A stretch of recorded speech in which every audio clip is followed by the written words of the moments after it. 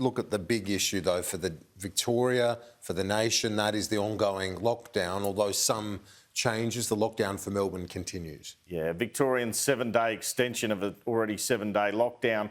The federal government position on this is very firm. They do not want to get into rows with state governments. They want to support them, but they do not want to support lockdowns when there are only a small number of cases.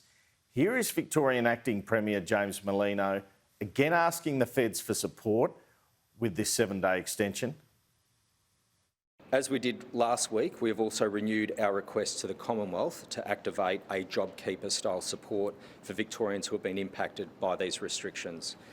The Treasurer is calling, has been calling, Josh Frydenberg this morning to put that request, and I will be speaking to the Prime Minister later today, and I do hope that the Commonwealth will swiftly confirm that they will step up and support, provide that support.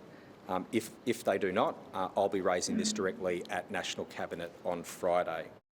I will speak to him, the Prime Minister will speak to James Merlino, our health officials will talk, and we'll consider that in due course.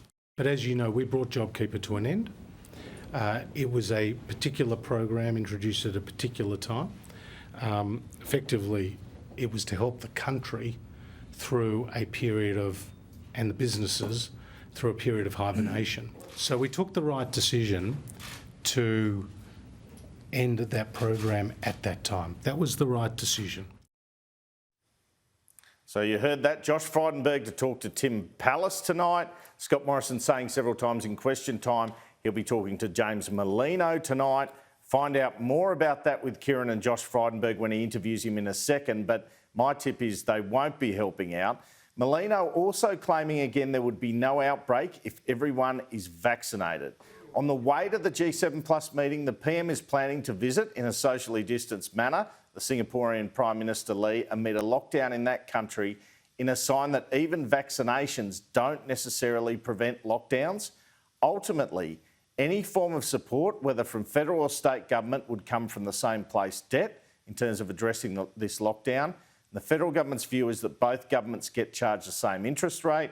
WA and Queensland had 3-day lockdowns after the end of JobKeeper, and South Australia had a similar lockdown recently. Neither time there was a request to the feds for assistance from those state governments. Once Victoria locked down, apparently there was a request within 20 minutes. Just on the issue of aged care, with the opposition attacking the government on this, the AHPPC Medical Committee examined whether to make vaccination of aged care workers mandatory and recommended against, on the basis that that requirement could lead to false confidence when it came to infection control. So an interesting piece of advice there, Kieran.